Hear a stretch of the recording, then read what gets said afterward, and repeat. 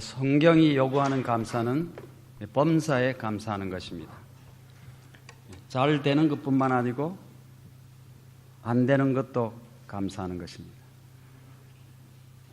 살다 보면 사고를 당하기도 하고 손해를 보기도 하고 어려움을 당하기도 하죠. 그렇지만 감사하는 것이 신앙인의 자세입니다. 왜 그렇습니까? 왜 잘 안 돼도 감사할까요? 여호와가 우리 하나님이시기 때문에 그렇습니다. 예수님이 우리 구주신데 무슨 두려움이 있습니까? 여호와는 나의 목자시니 내게 부족함이 없으리로다. 시편 42편 5절에 내 영혼아 내가 어찌하여 낭망하며 어찌하여 내 속에서 불안하여 하는고 너는 하나님을 바라라. 그 얼굴의 도우심을 인하여 내가 오히려 찬송하리로다. 불안이 아니고 오히려 찬송을 하는 자세의 말씀입니다. 특별히 우리가 하나님께 감사드리는 것은 우리에게 말씀을 주셔서 하나님을 알고 하나님을 믿을 수 있게 하셨다는 것입니다. 여러분, 말씀이 없었다면 우리가 어떻게 하나님의 사랑을 알 수 있겠습니까? 시편 138편 4절에 보면 다윗은 이렇게 노래했습니다. 여호와여 땅의 열왕이 주께 감사할 것은 저희가 주의 입에 말씀을 들음이 오며 그렇게 말했습니다. 이 감사의 계절에 주님의 말씀과 주님의 영광 때문에 감사하는 우리 모두가 되기 바랍니다. 오늘은 회개의 삼중주라는 제목으로 베드로의 경험을 통해서 말씀해 주시는 교훈을 묵상해 보고자 합니다. 먼저 누가복음 22장 61절과 62절에 있는 말씀을 봉독하겠습니다. 주께서 돌이켜 베드로를 보시니 베드로가 주의 말씀 곧 오늘 닭 울기 전에 내가 3번 나를 부인하리라 하심이 생각나서 밖에 나가서 심히 통곡하니라. 이 말씀은 베드로의 성공담입니까? 실패담입니까? 완전한 실패담으로 보입니다. 우리의 삶을 돌이켜보면 내가 그때 왜 이런 일을 했을까 하고 혹시 후회하는 일은 없습니까? 저는 돌아보면 그런 일이 많아요.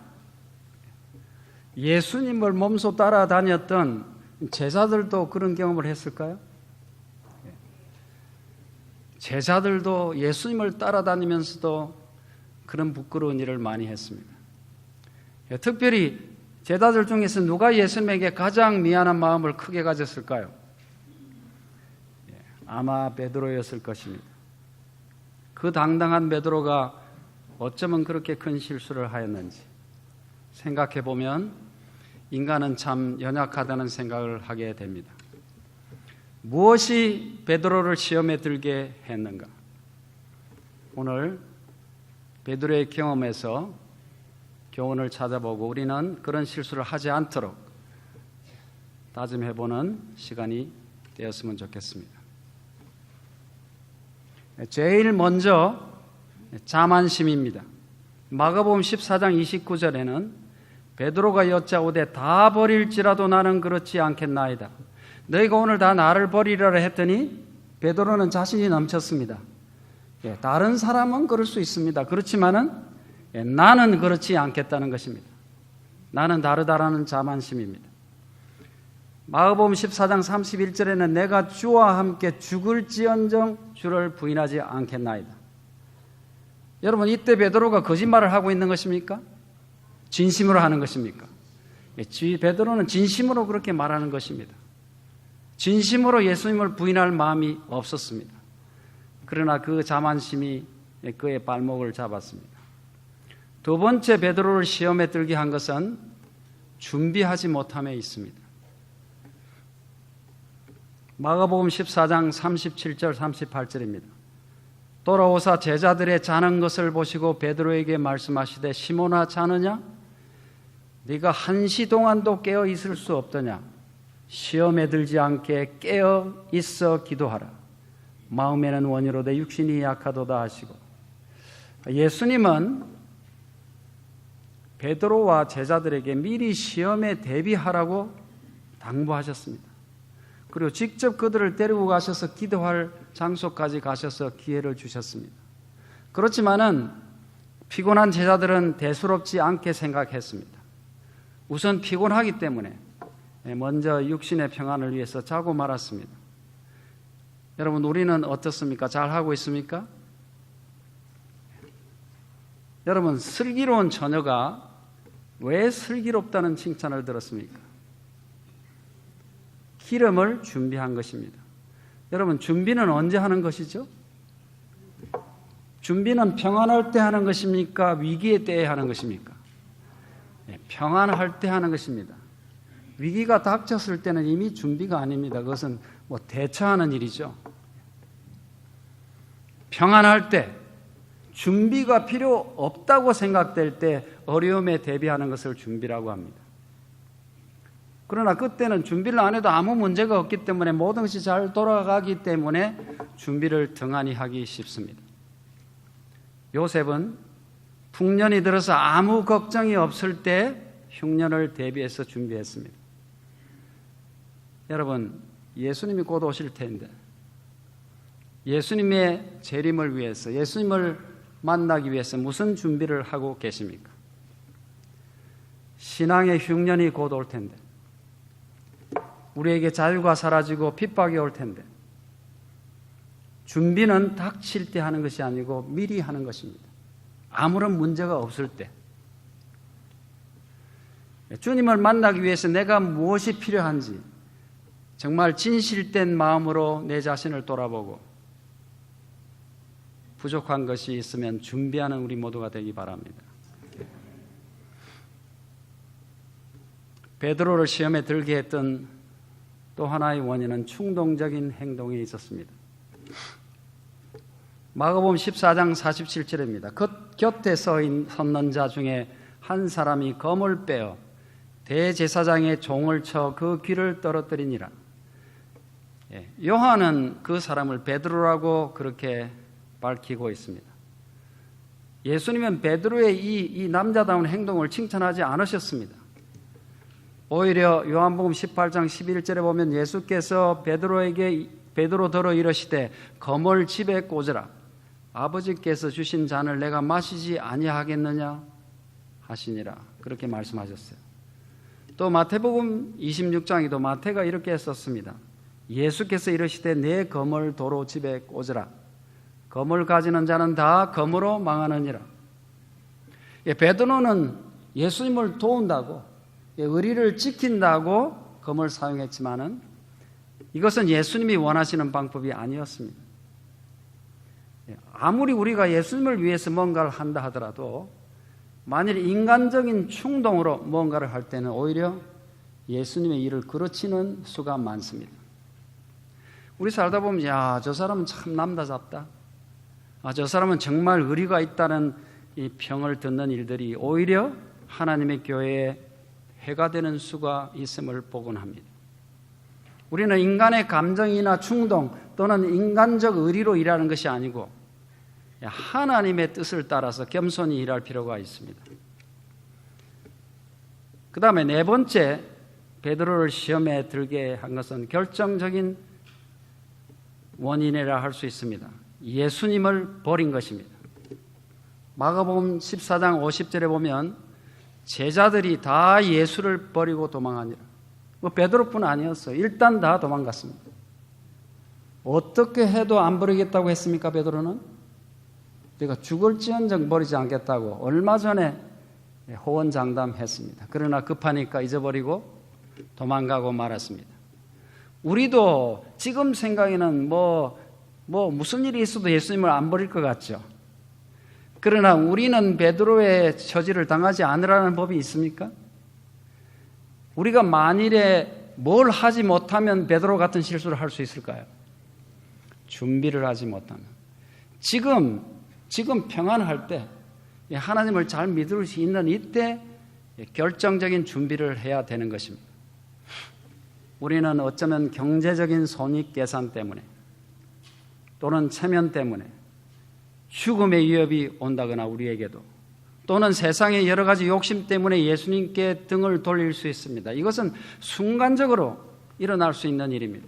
잘 준비되어 있지 않으면. 여러분, 정말로 우리 앞에 칼이 오고 이 죽음이 우리를 위협한다고 해도 결코 예수님의 곁을 떠나지 않는 믿음의 용사들이 되시기를 기도합니다. 그 다음에 베드로를 시험에 들게 한 것은 예수님을 이제 후회하고 이제 도망갔다가 그래도 안 되겠으니까 예수님을 다시 따라갔습니다. 그런데 어떻게 따라갔어요? 멀리서 따라갔습니다. 곁에 붙으면 자기도 같이 잡힐까 봐 따라는 가는데 거리를 둔 것입니다. 누가복음 22장 54절입니다. 예수를 잡아 끌고 대제사장의 집으로 들어갈 새 베드로가 멀찍이 따라가니라. 그렇게 기록하고 있습니다. 따라는 가는데, 교회는 다니는데 멀찍이서 예수님을 따라가시는 분은 안 계십니까? 여러분, 나는 정말 예수님 곁에 바짝 붙어서 따라가는 분입니까? 아니면 멀찍이서 지금 예수를 따라가는 분입니까? 생각할 필요가 있습니다. 우리가 시험에 이기는 비결은 예수님 곁에 바짝 붙어서 따라가는 것입니다. 매일의 삶 속에서 언제 어떤 경우를 당하든지 언제나 예수님 바로 곁에서 주님과 동행하기로 결심하는 우리 모두가 되기를 바랍니다.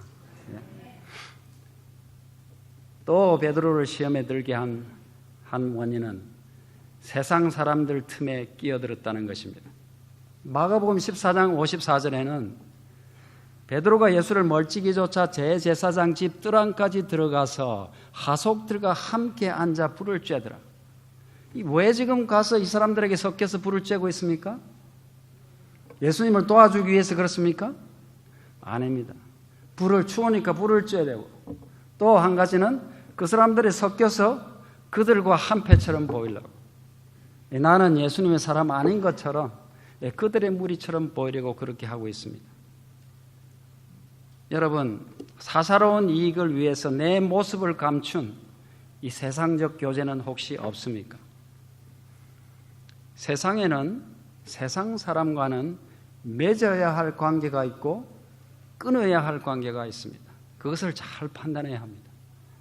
우리가 세상 사람들과 사귀어야 합니다. 그래야 복음을 전하잖아요. 근데 그것이 순수한 목적, 정말 하나님의 사랑을 실현할 목적이거나 혹은 그들을 구원하기 위한 이런 목적이 아니고 내 이익을 위해서 이 사람하고 어울리는 게 좋지 않음에도 불구하고 이 손해 때문에 또 이익 때문에 관계를 유지하는 것은 잘 판단해야 될 것입니다. 성경은 이렇게 권면하고 있습니다. 너희는 믿지 않는 자와 멍에를 같이 하지 말라. 의와 불법이 어찌 함께하며 빛과 어두움이 어찌 사귀며, 그렇게 말씀했습니다. 또 이 베드로가 또 이 세상 사람들하고 자기도 원치 않는 사람하고 섞인 이유는 어찌 되나 보려고 그랬다고 기록되어 있어요.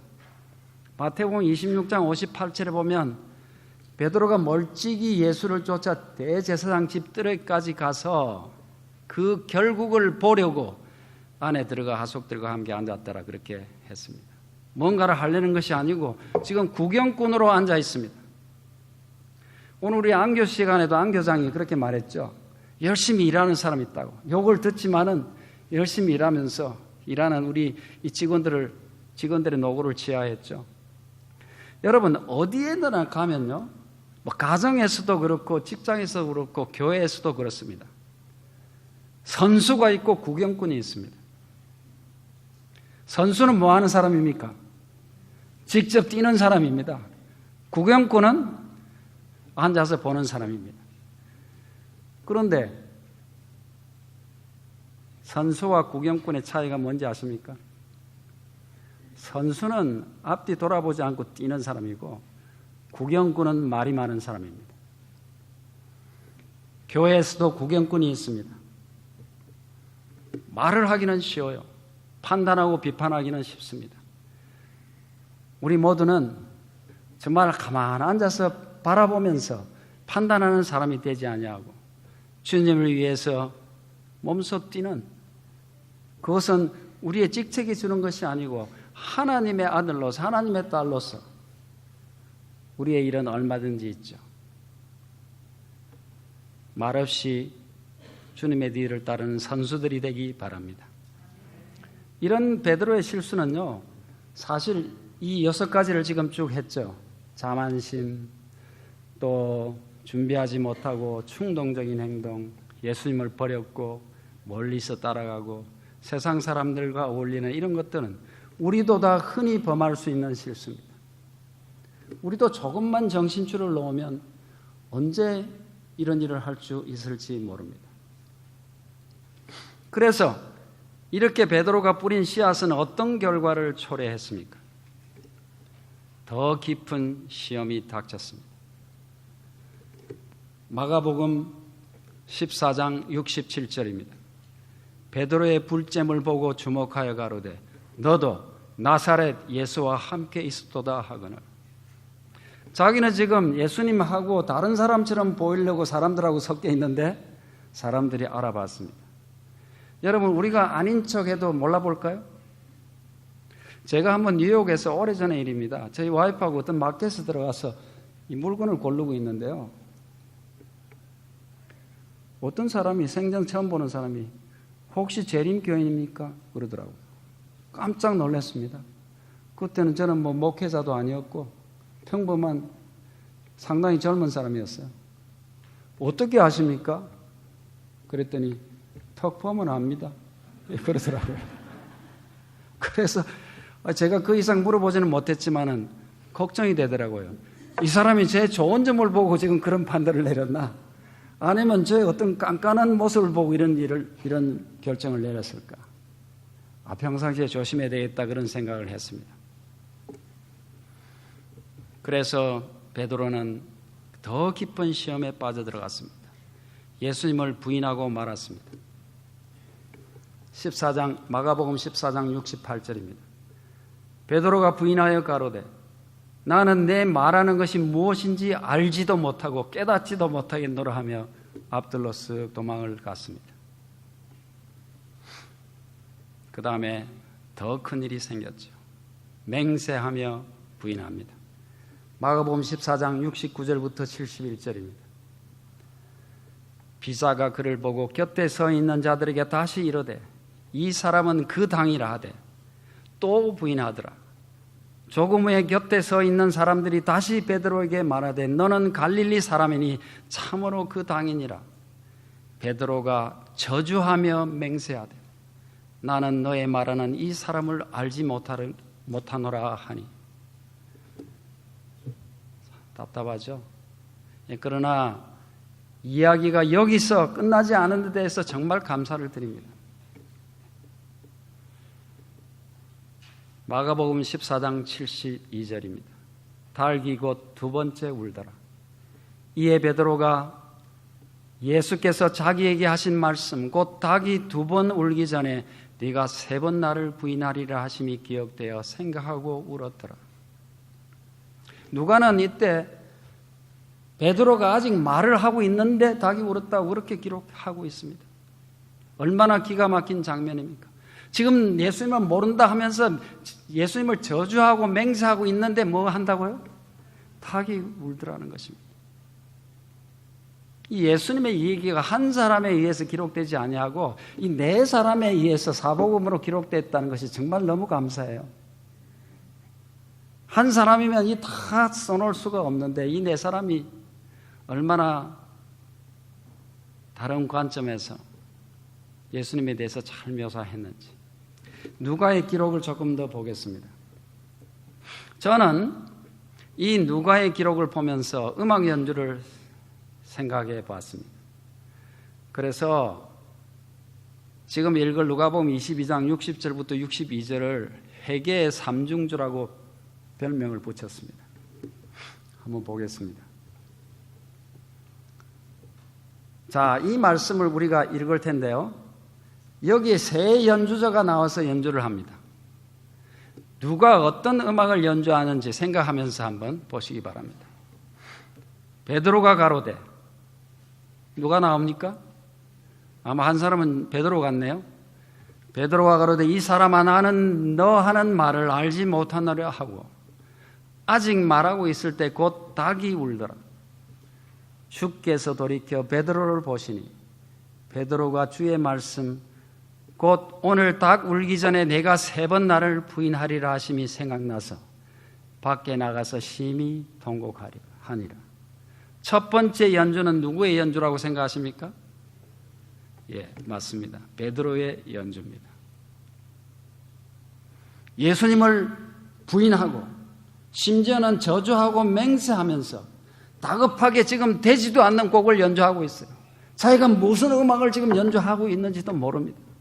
조율이 되었는지 맞게 지금 음을 내는지도 모르면서 엉터리 연주를 하고 있습니다.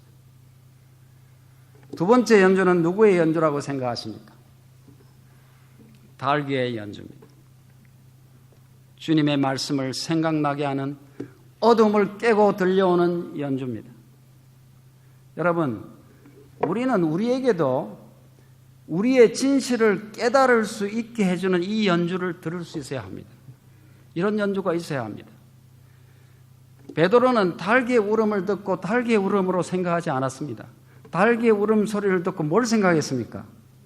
예수님의 말씀을 생각했습니다.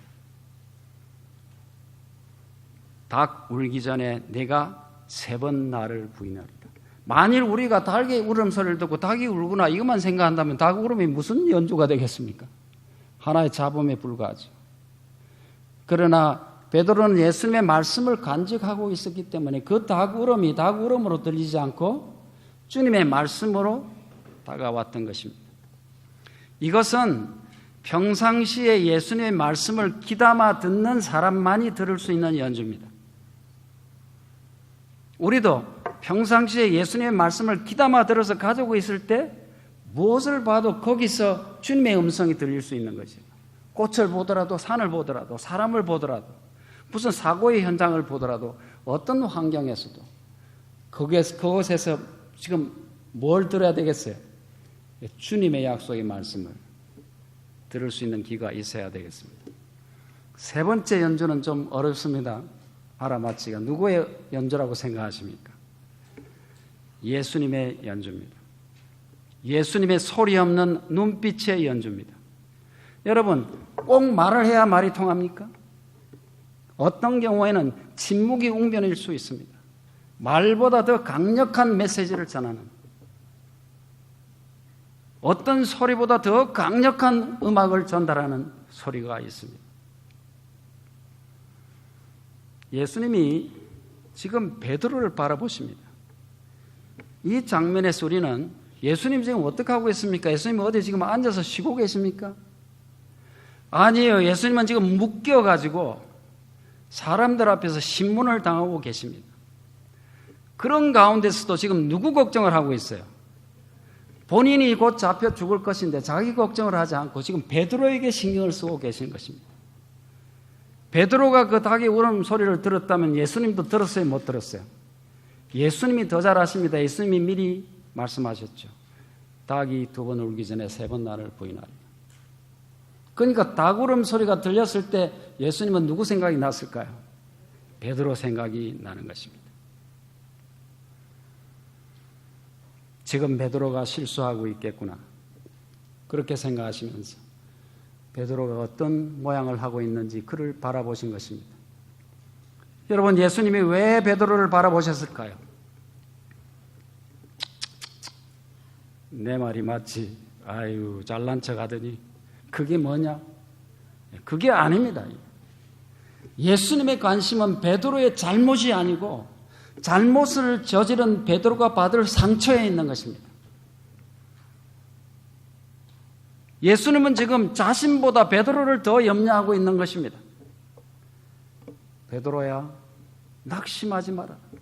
베드로를 바라보시는 예수님의 눈빛에서 흘러나오는 음악입니다.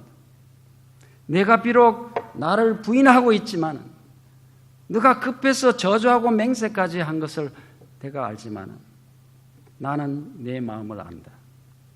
너가 여기 왜 와 있느냐? 너가 지금 와가지고 내가 이렇게 하는 것을 보고 무섭지 않겠느냐? 네가 나를 사랑하기 때문에 여기까지 와 있는 것을 나는 알고 있다. 그런 눈빛입니다.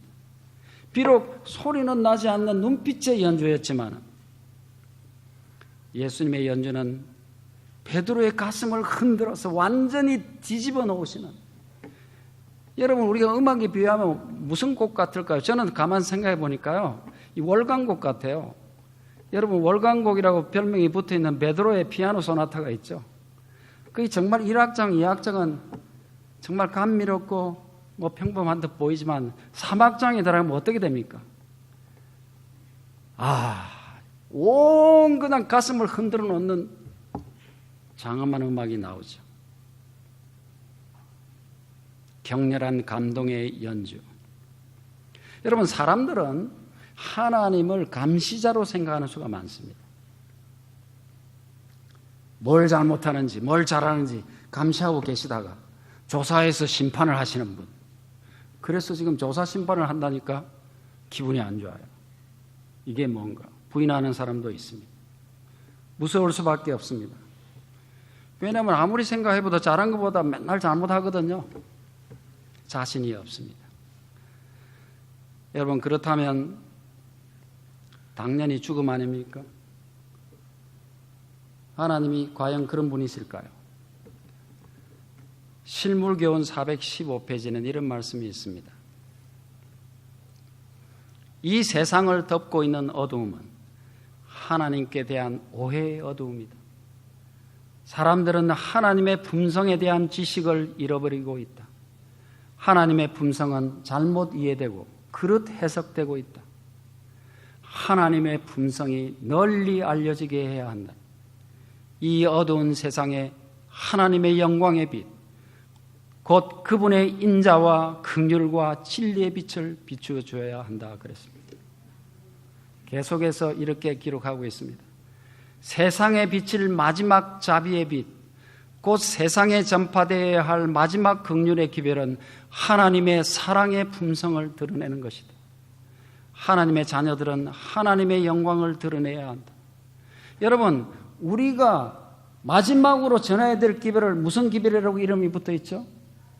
새 천사의 기별이라고 말하고 있습니다. 이 기별은요, 하나님의 사랑의 품성을 드러내는 기별이어야 됩니다.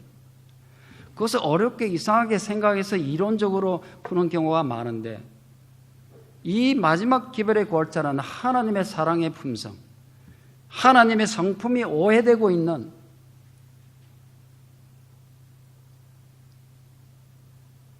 잘 설명되지 않는 교리에 눌려가지고 하나님이 잘못 인식되고 있는 곳에서 하나님의 사랑을 전해주는 것입니다.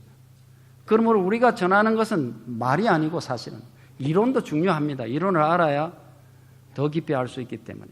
그러나 그것은 실제로 삶에서 드러나는 일이어야 됩니다. 그래서 그들은 저희의 생애와 품성을 통해서 저희를 위해서 행하신 하나님의 은혜를 나타내야 한다 그랬어요. 말로 하는 것이 아니고 뭐를 통해서? 생애와 품성을 통해서. 쉽게 하면 삶을 통해서 하나님의 사랑을 증거해야 된다는 것입니다. 여러분, 베드로를 보시는 예수님의 눈길은 사랑의 눈길이었습니다. 여러분, 그 예수님의 끝없이 용서하시는 그런 사랑의 눈길을 볼 때 사람은 비로소 회개할 수 있습니다. 아무리 닭이 울고 베드로의 마음이 찔림을 받았어도 만일 예수님의 눈길이 이놈 자식 하면서 보는 그런 눈길이었다면 베드로가 회개할 수 있었을까요? 회개의 눈물을 흘리기가 두려웠을 것입니다. 시대의 소망은 이 장면을 이렇게 설명하고 있습니다. 712페이지입니다. 비열한 저주의 말이 베드로의 입에서 발해지며 목청껏 울어대는 닭의 울음소리가 아직도 그의 귀에 울리고 있을 때, 그때 구주께서는 얼굴을 찌푸린 재판장들로부터 얼굴을 돌려 그분의 가련한 제자를 유심히 바라보셨다. 그와 동시에 베드로의 시선도 주께 이끌렸다. 그 부드러운 얼굴에서 그는 깊은 동정과 슬픔을 볼 수 있었을 뿐 분노의 그림자는 추워도 볼 수 없었다고 되어 있습니다.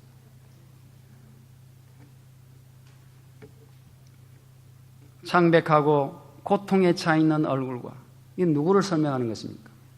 예수님이 지금 어려움을 당하면서 예수님의 얼굴이 더 창백하고 고통에 차 있습니다. 정말 떨리는 입술 속에서도 동정과 용서의 정이 서린 그분의 모습은 화살처럼 베드로의 마음을 찔렀습니다. 양심은 일깨워졌다. 기억은 되살아났다. 그는 자신의 배은 망덕과 거짓된 맹세에 대하여 두려운 마음으로 반성하였다. 베드로가 한 번 더 주님을 바라보았을 때 그는 한 괘씸한 손이 주님의 얼굴을 치는 것을 보았다. 그 장면을 보고 더 이상 참을 수가 없어서 그는 비통한 마음으로 재판정에서 뛰쳐나왔다. 그렇게 기록했습니다. 여러분, 베드로와 가룟 유다의 차이점이 무엇인지 아십니까? 베드로와 유다는 둘 다 결정적인 잘못을 했습니다. 그런데 베드로는 자신의 죄된 연주 외에 그를 각성시키는 달개 연주가 있었고 또 그 외에 예수님의 사랑과 용서의 소리 없는 연주가 어울려서 화음을 내는 회개의 삼중주가 있었습니다. 그렇지만은 베드로에게, 가룟 유다에게는 불신과 죄책감과 후회의 독주밖에 없었습니다. 그를 깨우쳐주는 달개 연주도 그를 용서하시는 주님의 연주도 듣지 못했습니다. 유다는 예수 그리스도의 어떤 것을 듣고 예수 그리스도의 마음을 생각해야 하는 달개 연주가 없었습니다. 예수님의 말씀에 간직이 없었기 때문에 그는 그 말씀 가운데서 흘러나오는 주님의 사랑을 보지도 못했습니다.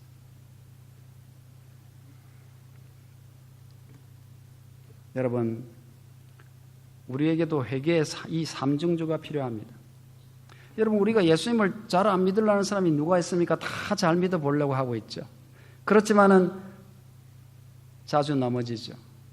넘어지고 후회하고 또 넘어지고 후회하는 것이 인생입니다.